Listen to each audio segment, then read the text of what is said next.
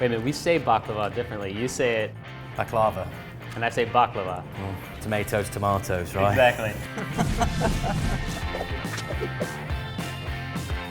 Chef Brendan Collins of Birch here in Hollywood. English chef. I'm in Hollywood, so let's make something Greek. Yeah. You know, I wanted to do something different, something that people weren't expecting from me. Also, I wanted to cook stuff a little bit lighter. So it made a lot of sense for me to look to the Mediterranean. So you start with your pet bunny rabbit here. We're doing a little bit of whole animal butchery today, so we're going to take these off.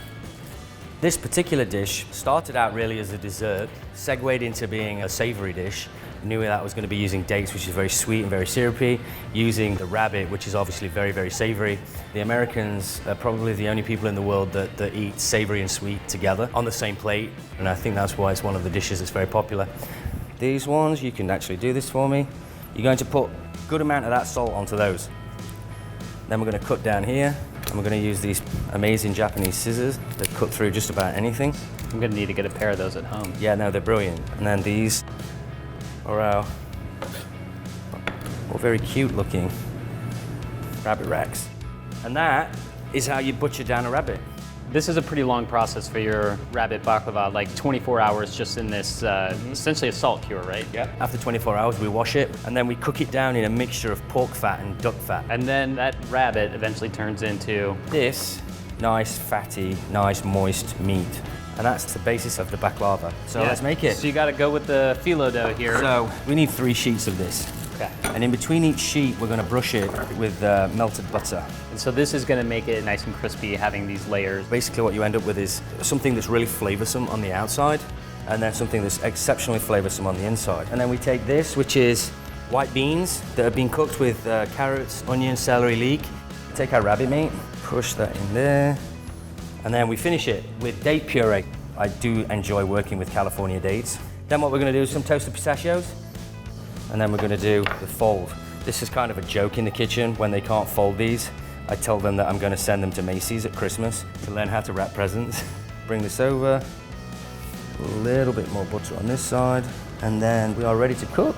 Instead of just going straight into the oven with this, you actually give it a little bit of a pan-sear. It has to be pan-seared because we want to get that nice kind of caramelized both color and flavor. So we're gonna cook on this. We're gonna do it on like medium heat, and then we're gonna drop him in. You've got to be really patient with this process because if you mess it up at this point, it's done, and then you have to use another one and start again. So it's about 5 minutes in the pan. That's the amount of time that I would give it. Yeah. Don't rush it. If you rush it, it's just not gonna come out the way you want it to come out. Now you can see the caramelization of my pastry, nice and even coloring. Yeah. This is actually ready for us to put in the oven now, just to warm it through. I always think of animals. What do they eat in their natural habitat?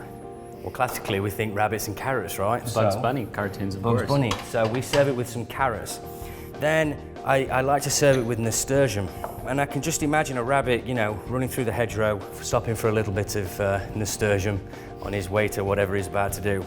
We also serve with some more dates, which we also warm up with our carrots. And then we take mustard seeds and we pickle them. So we're adding a little bit of acidity to the dish to help with the fat.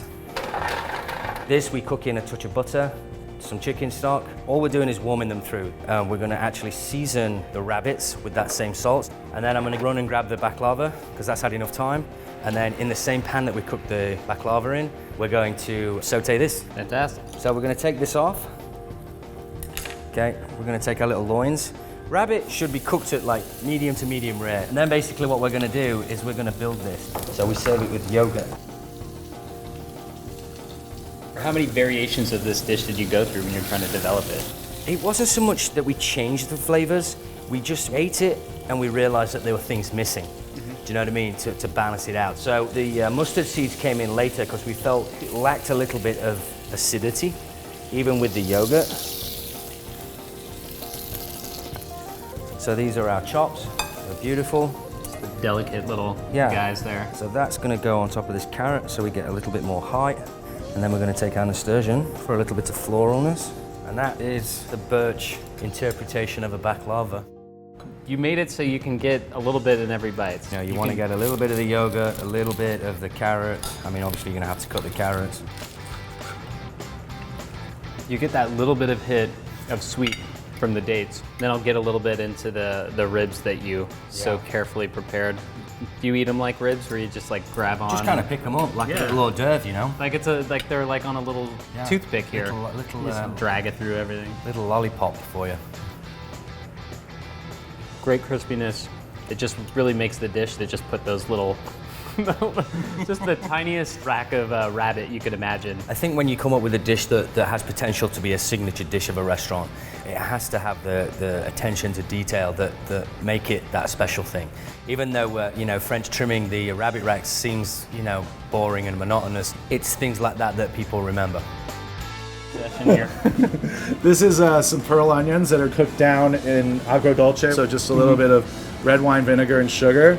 But yeah, you've brought up an interesting point with the northern. I am going to open a northern Italian restaurant soon. So what made you want to do Southern Italian? Well, it was basically